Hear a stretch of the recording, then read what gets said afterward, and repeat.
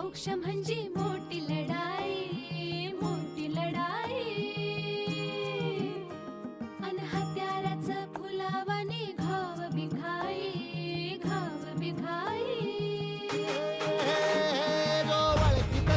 औक्ष म्हणजे मोठी लढाई आणि हत्याराचं फुलावानी घाव बिखाई.